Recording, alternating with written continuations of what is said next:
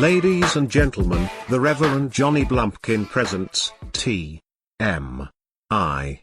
So thanks everybody for coming out for this third year comedy show. Give yourselves a round of applause for making it. I don't know how well that's picking up on there, but you know, kind of been a rough year with the separation and kid shit, and then getting surprised with divorce papers. That was fun. So I figured that I would keep it a little bit light, not be my usual self, focus more on some things that I'm working on. And just with that, I gotta say, I don't make noise when I come. I don't mean like my dick itself, making like a clown nose honking, or like Super Mario Fireball sounds like, or like a clown slide whistle. Remember that? That's an inside joke only for one person. So, yeah, I don't make noise when I come. I don't know what it is. I mean, obviously, if you watch porn, there's people that are constantly fucking making way too much noise, like unbelievable levels of noise, to the point where it's like parody. I'm more like a ninja, like fucking Ryu Hayabusa from Ninja Gaiden. You're not going to hear me when it happens. I'm just there. There's some breathing. You feel the motion, just very quiet, and then I'm done. Just stealth, and then it's out. And I gotta think it's probably creepy to a certain degree, honestly, because I'm just breathing in your ear, and then I just stop moving, and I'm laying there for a second, just enjoying the first few moments of that refractory period. You're welcome for that. Some people, though, that I've been with, and I think everybody here has had sex at least once. Yes? No. Why are you looking at me? He's got a kid. Right? He doesn't, but I'm sure he's told me about at least 2 times he's had sex. And he's got a kid. You might have a kid out there you don't know about. Maybe. I don't know. If you're like me, one day you are worried there's going to be a knock at the door, and the chick you lost your virginity to on the smoking trail at school will have gifted you a child she never told you about. And I'm going to be like, oh, well, come on and meet your sisters and brother then. Child that was conceived in like 1997. Fuck, I'm going to owe so much back child support. When you think about people making noise when they fuck, I don't mean just the slapping sounds, just their vocal noises and various tics that they make. And I've been with some fucking weird ones. There's that run-of-the-mill, you just hear a chick just think, But there's some that get super fucking loud. Like when I lived in an apartment, I had some nerdy couple living right next door, and their bedroom was on the other side of the wall from my fucking living room, so I'm trying to rock my infant daughter to sleep. And I just hear it through the wall. I'm like, and I'm just beating on the fucking wall like, muffler with a pillow or something. Jesus Christ. They never responded. Management couldn't do anything. You can't get the cops to come like, so there's people having sex too loud. Because you sound like a fucking male Karen. Like, oh, we're sorry that you're not having as much fun as your fucking creepy neighbor that looks like a xenomorph. Really, because his fucking skull was really weird shaped and he was bald. I don't think they made pretty kids if they ended up together down the line. But, there's this one time I'm with this gal, and I started playing with her pussy. Sorry if that's just very crude and to the point. But that's what was going on. I entered her digitally. And she's just, I don't know, we're just, baby, baby, baby. And I'm like, what the fuck? But obviously you can't say that in the moment because then it's lost and she's going to be like, what's wrong? And you're going to be like, what you're saying right now is fucking weird. And then we're not going to go any further than just finger banging. And I wanted to, so I let it slide. But this is full on like Kim Kardashian in the sex tape that made her famous when she's getting fucking hard pulled by Ray J. I guess that's her thing. That I've always found to be so weird. And then another girl one time, I've told this story a number of different ways. She is on top of me. And this whole experience is already fucking weird. She was a bridesmaid in my friend's wedding. So she was besties with his wife. And apparently she thought I was cute. Now, I was dating someone at the time, but then soon thereafter, I was not. And I went to hang out with her at her apartment down by the U of M. And we're just sitting there talking. And I'm pounding water for like 2 hours talking, and then we're kissing, and then we're in her bedroom. You know where this is going, because I've already given away the ending. But she's riding me, and just fucking, yeah, yeah, yeah, yeah. It took me out of the fucking moment. Almost grossed me out. The first part, those almost sounded like a fucking Canadian goose. It's just fucking terrible. Like, why would you think anybody's gonna find that hot? It's bad enough that you were mean and made me wear a condom, and then 2 minutes into it, you fucking started nibbling my ear, which was cool. But then she fucking kissed my cheek and then slurped up the side of my goddamn face like a sheepdog like if I spilled meat tenderizer on myself. And just the whole thing made me feel really icky. It gave me the ick, as the kids like to say, but it made me fucking feel gross and took me out of it. And then worse comes to worse, because I drank all that water, I had to pee. And I had not yet finished. And when you have a full bladder, it makes it more difficult to ejaculate. So I'm just like, well, whatever. I can't hold it anymore. I got to go to the bathroom. So I'm like, well, cool. I'll just fucking slide off the condom and I'll go take a piss and then I'll put it back on and I'll finish the job. And I'm sliding it off very gently, trying to not rip it, because I didn't have another one. And she was very adamant I was not getting to raw dog this pussy. And I took it off and I set it on the counter very gently, and then I took a pee, and then I went like this to scratch my nose with my knuckle, and I'm like, whoa, what? Whoa, what the fuck is this shit? And then I'm like, no. Yes? I picked up the condom and I smelled it. And the end of it down by the base of my shaft stunk like B.O. And if you don't shave your pussy, that's what happens. Yeah. Because all of the heat gets trapped between your lips underneath the catcher's mitt's worth of pube, the thatch of naughty hairs, and then heat breeds bacteria, and bacteria builds funk, and that's why a lot of people stink when they sweat. But this was her crotch. So if it sounds like I'm not a fan of pubes, it's because I'm not, because they're gross. And I don't, like, sometimes you see photos on the internet of people that are in various states of undress. And I don't know why it's always like fat guys with like second trimester beer bellies that always just have like this fucking, like this Fraggle Rock puppet hairstyle coming off the top of their junk. So when I first got pubes, when I was about 10, like some kids would be like, all right, I'm becoming a man. But I'm like, that's fucking gross and unsightly. And I got to do something about that. But I was 10, so I don't know who I thought was going to see my dick and be like, you should do something about that. It's very uncomely. So I decided that I was going to trim my pubes down. Now, I figured it out when I was an adult that you use a hair clippers with like a number 1 attachment so that you don't nick yourself. And I'm just telling anybody that ever might think to try one of those like battery-powered nose trimmers, don't do it. No. Especially if you're trying to trim the hair on your sack, which requires precise hand control. You're going to nick your ball bag, and it's like when you get a cut on the side of your head and it just bleeds like somebody murdered a cow. So here's me, and I'm sitting on the toilet, and it's, you know, very cool as I'm like hunched forward and looking at my junk, and I'm using my dad's mustache trimming scissors. And he doesn't know that I did this. So I'm trimming my dirty hairs with what he does, some sort of grooming. I don't know if he ever trimmed his pubes with it, but either way. So I'm clipping and I'm clipping and I'm clipping, and I snipped my taint. And that is a very uncomfortable area to have a scab. Because scabs kind of, as they're forming, they tighten the skin around it. So it just, like, it's already kind of itchy because the hair's uneven because I wasn't good at it yet. And also, I had this wound that at first I tried to put a Band-Aid on. And that did not work too well, obviously because of swass. You see, on the Jungle Bridge gets a little moist at times. And plus, it's like you're at school and nobody knows why you feel uncomfortable. Because I was already an awkward-ass kid on account of the mentally retarded sister and then being fucking weird on top of it. So then to be walking around like kind of like this, almost bow-legged, trying to make sure that the Band-Aid doesn't fall off and come out of my pant leg. And someone's like, why do you have a Band-Aid? Because knowing me, I'd be like, I skinned my knee because I fell off my bike, not my pubes. I didn't cut myself shaving my ball bag. But it's just one of those things to be self-conscious about. Odd noises during sex. Besides the moaning. You know what it sounds like when you crack your knuckle really loud? Like, let's see if I can get my thumb to go here.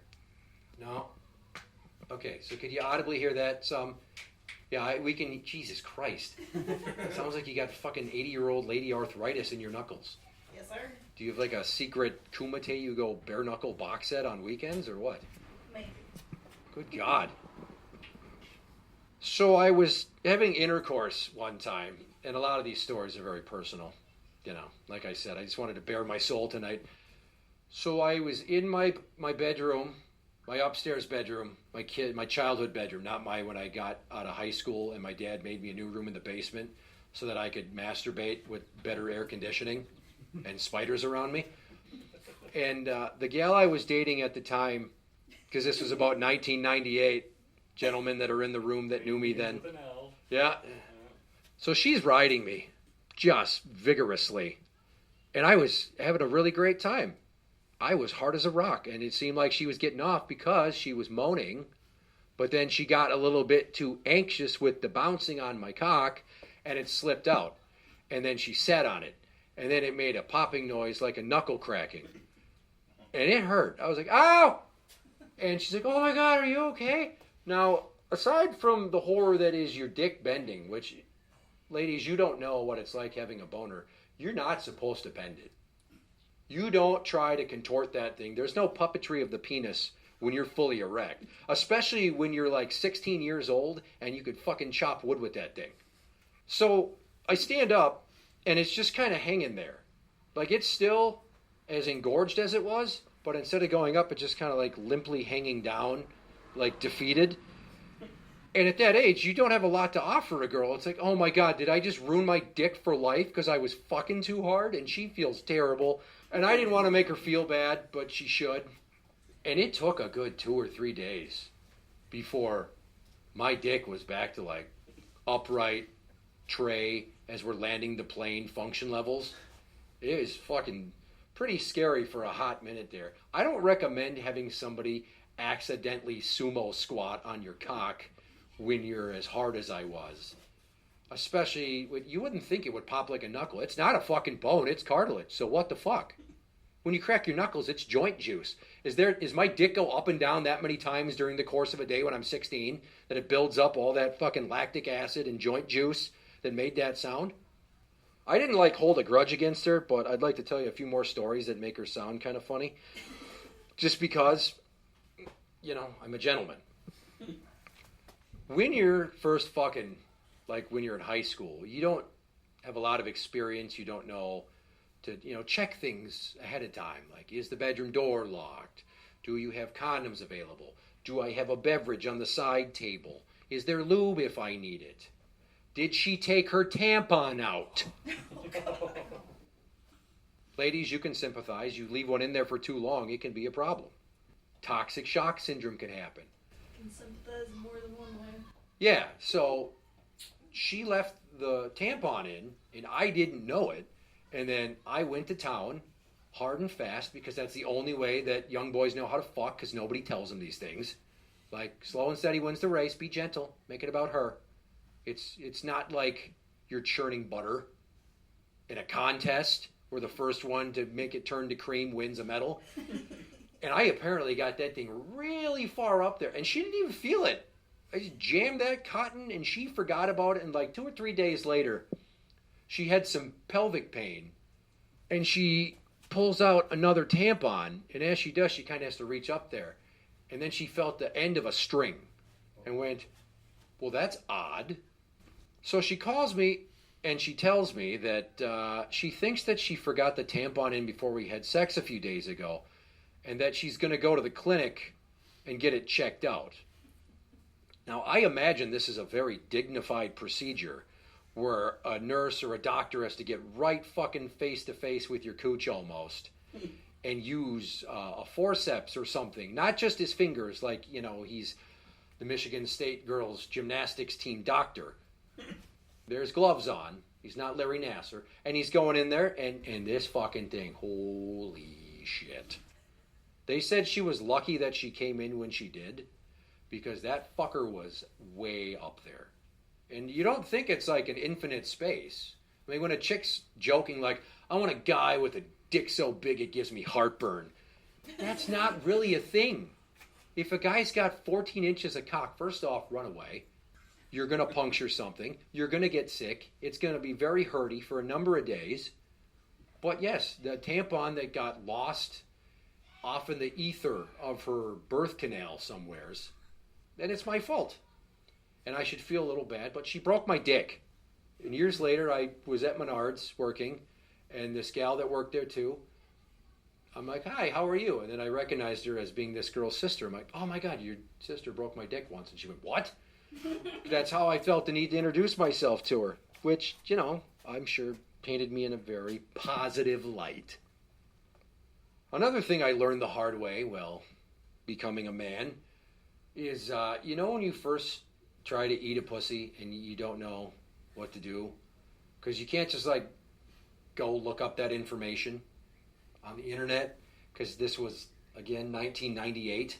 And I would have had to use the Dewey Decimal System at the library and hope they had a copy of Sex for Dummies, which I'm pretty sure most public libraries didn't carry on account of the fact that they would consider it lewd and lascivious or obscene material that's not fit for public consumption. And it's the same chick. Sorry to say. I learned so much from her. So I told her that I wanted to eat her pussy, which I'm sure she was like, hooray, because I have heard that is something that women like. Anybody else? Is this just like a rumor that I read on a bathroom stall wall? Perhaps someone else may have heard this a time or two. Anyways, so I asked her, I'm like, well, do you think you should douche first? And I encouraged her to go get some Massengale or some Summer's Eve. I forget which. I definitely claimed a name brand because the joke was when I worked at Target back in the day is that I was the customer service rep that stood in the feminine hygiene aisle and then directed the women to the products they needed. This is not a real thing. It was a joke. And if I ever would have tried it, I would have immediately gotten fired for sexual harassment, I think. Call it a hunch, even though it was the late 90s. And she used this, and she told me ahead of time, yeah, I do, so we're good to go. I don't know why I thought she needed it. I didn't have a lot of experience with, pussy funk or tasting unwashed female undercarriages. But I went over to her parents' house, and we were in her room, and we had the house to ourselves. So I was like, cool, I can just munch her box just at my own pace and not have to worry about getting caught and have to speed through it and fuck something up. And she didn't tell me that she had douched again about 45 minutes before I got there. And do you know what one of the main ingredients of some douches are? It's vinegar. Or something very close to it. Have you tasted vinegar? Besides on chips? Have you accidentally tasted vinegar itself? So if you've never put your tongue on a 9-volt battery, that's what tasting vinegar is like. And the first lick I took of her puss, I shot back like I'd been electrocuted. I'm like, oh, God, what the fuck? And she's like, what's wrong? I'm like, why does it make my tongue sting? Again, another romantic moment that I may have let my emotions get the better of me because I didn't have the experience to just maintain my cool and just be like, give it that hot tour and just kind of wipe some of that shit away. And she's like, well, I can go wipe it out. And she did, and I tried again, and it was a little bit burny still, and then we had to abort the mission, which is really unfortunate because I was super fucking stoked to eat her cooch. And it didn't happen. Now, obviously, I got more practice down the line, and I wouldn't say I got good at it, but I was sufficient enough. And we learned that hard lesson that you don't douche right before somebody goes down on you. Because heaven forbid if I would have stuck my dick in there and that would have got down my pee hole. Because I wasn't using condoms. I was like, I'm going to pull and pray. I got this. I've jacked off enough to know when I'm about to come. And for people that like to, it's mostly women that use this, well, what about pre-com? That is a myth that they use as a scare tactic in fucking high school health class to make you not get fucked because they don't want you to throw your future away on one good ride. Okay? Our penises are not like faucets that need new gaskets and that leak. It's not just like drip, drip, drip, seminal fluid. That's not how that shit fucking works. You know when you're going to gack. And when you hold your pee in, those muscles you tense up to hold in your pee is the same muscles that you use to hold your cum. So back in the day, when you're new at sex and you're like, well, for a guy at least, you don't want to come too fast, so you might accidentally introduce yourself to the concept of edging by getting right there and holding like, don't Okay, I'm good. Start off slow, get back to it, find a rhythm. Oh, god damn. So obviously, no condoms. Thanks for the assist. And so yeah, a raw dog and a freshly douched vagina. I have to imagine that some of that would have gotten down my pee hole. And then it would have been Bernie when I tinkle. I thought I would close out this part of the show with a story that some people know and other people's are going to be very happy to hear. The night we got back from a family vacation to Florida, I think I was maybe 14 years old at the most, right? And at my parents' house, there's 2 bedrooms upstairs. It's a very open floor plan with vaulted ceilings. You come in through the foyer, or foyer if you're a dick, the entryway, and then there's, kitchen, vaulted ceiling, dining room, living room, stairs. Their bedroom's to the right, mine's to the left. They're on opposite ends of a hallway. There's a bathroom that splits the difference. And I'm laying in bed, and, obviously, we got home. I have to go to school the next day. I'm not excited, but I'm still kind of excited because, we just had a family vacation. It's not really fun because it was just me and my parents and my sister who was in a wheelchair and retarded and didn't talk or nothing. So we didn't have a lot of, Disney photographic memory moments. But I'm laying there, and from down the hall, I hear, help! Son, help! Your dad's trying to stick his thing in me.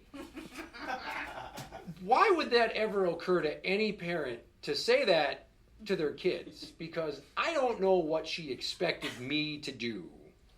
Are you legitimately crying out for help? Because most kids don't want to think about their parents fucking, let alone have to see it. Has anybody ever walked into their parents fucking? No. Yep. Did you? Oh, I yeah. did once. Oh, yeah, that sounds like fun. It's different because I know his parents. So, god damn it, I can picture it too. Yeah, for sure. Oh, I can still too. Well, yeah, right, but it's different for you because it's burned into your psyche. For me, it's just kind of like one of those Muppet Babies imaginary dream sequences where it's there's Mike's spiky hair and mustache, and there's Kathy just laying there and taking it. Anyways, so, is this a joke? Are you serious? Now, I don't like my mom, so I'm not going to run into any room to save her, even if she's on fire and it's happening. Let alone if it's because my dad's trying to get some, because she sucks. If she's not happy, nobody gets to be happy. She's one of those. And there's a lot of Catholic guilt and making fun of your ideas that she basically makes you seem like you're stupid for having dreams. I don't hold a grudge about that or nothing. No. And it's just I should have been in adult hindsight, good, let him, you bitch. Maybe it'll make his terrible fucking existence a little bit more tolerable, having to sleep next to the fucking human beanbag chair all the time that never stops fucking complaining. Let him slide it in. Maybe it'll take the edge off your goddamn attitude a little bit. But anyways, I picture if I would have sprung into action. Now, do I creep down the hallway like Sam Fisher in Splinter Cell and jump in the room and flick on the lights surprise! Stop trying to fuck my mom! Or do I run in and then flick on the lights and he's hey, and then I just karate chop the dick away not tonight, Roger. Is this going to become a fucking hostage negotiation situation where it's okay, sir, I just want you to stop and think about what you're trying to do for a minute. All right? When she goes pee, the bathroom smells like she pooped. And you want to put your thing in there, and I don't think you want to fuck that nasty beef stroganoff hot pocket of hers. Okay? Just take a moment. Consider the fallout. And then we're sitting there all right, if I get you 3 Dr. Peppers and a McDonald's cheeseburger, will you not fuck my mom? But still, I really want to bring it up to her. But you did this, and the second you said that, I out loud said, oh my God, I hate you so much right now. Because, come on, dude. Your parents fucking is one thing, but them letting you know that they're fucking? Tell me you have boundary issues without saying the fucking words. Your dad's trying to stick his thing in me. Well, roller and flour and check for the wet spot. I don't know. But I didn't do anything. I let whatever happened that night take its natural course. And over the years now, I've realized that some mornings my dad would just be in this weird good mood. I'd be like whistling or singing songs and shit. And now it's like, oh, those were the mornings after they fucked and then made those babies that she miscarried all those times. Oh, God. Yeah, I snuck a dead baby joke in there because my mom literally, no shit, 10 miscarriages. Yeah, one of them was a set of twins. So that's a twofer. That's like all-star level not taking. God did not want her to have any more kids. And they tried. I don't know why. Can't imagine it was very good. She says tongue kissing is gross, and I guarantee you she never put her mouth anywhere near his dork, which is why he eats his fucking feelings. And so, I'll take you back to 2 months ago. I was on a walk on my lunch break, and do people think I'm a fucking weirdo for this at work? Oh, hell yeah. Do they? Yeah. Like when people ask me, they're like, do you really go for walks on your lunch break? Like, yeah, I go for a walk around the neighborhood. Why? It's not like I said I go out into the fucking parking lot and fucking see how many hard-boiled eggs I can shove up my asshole.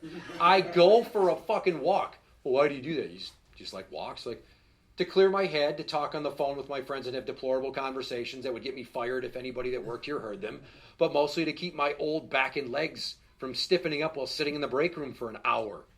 I like the exercise. I'm kind of like Bruce Wayne. I'm obsessed with not becoming a fat fuck like my mom or a quasi-fat fuck like my dad. But that's his thing for eating his feelings because he lives with Linda.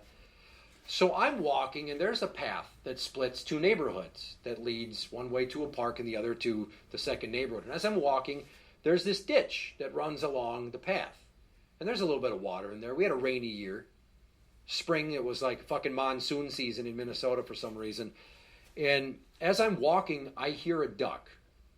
Now, being a giant fucking man-child, I was delighted to see an animal that wasn't just some fucking local over-owned soccer mom's fucking purse dog in the backyard yipping at me through the fence of their very nice pool.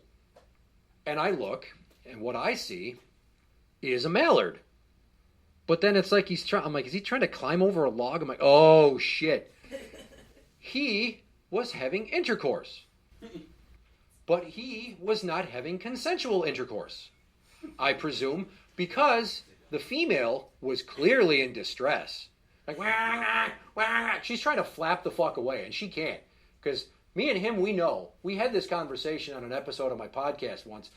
Ducks have spiral dicks, and female ducks have reverse spiraled vaginas. So he was fucking locked in there, dude. And not only is he fucking her while she tries to run away, he's dunking her head under the water to muffle the screams. I'm like, Jesus Christ. This is some National Geographic shit right here. I mean, full-on duck rape.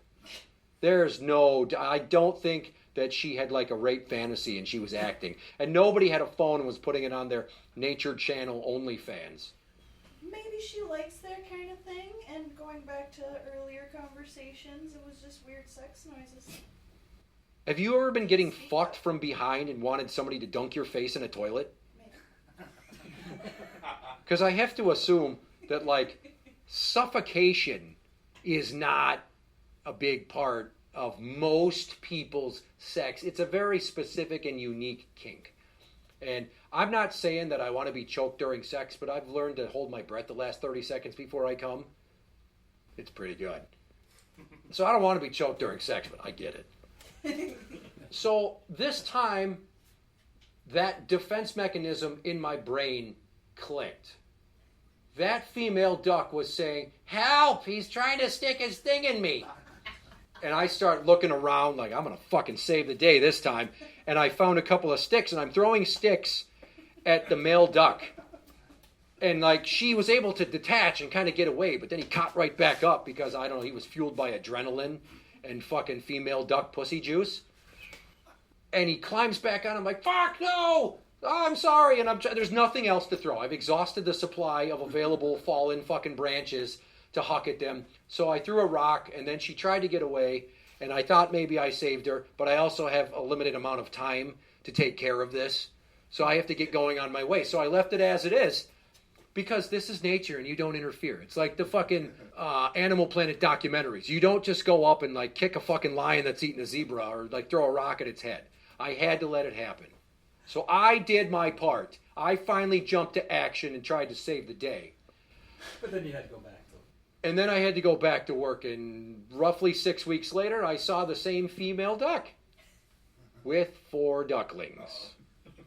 And wouldn't you know it, that son of a bitch mallard was nowhere to be seen. So although I couldn't save my mom from getting fucked, I at least tried to help this poor, defenseless rape victim of a female duck. And there's a moral to this story, and that it's no matter how hard life fucks you, always keep fighting to get away. Good night.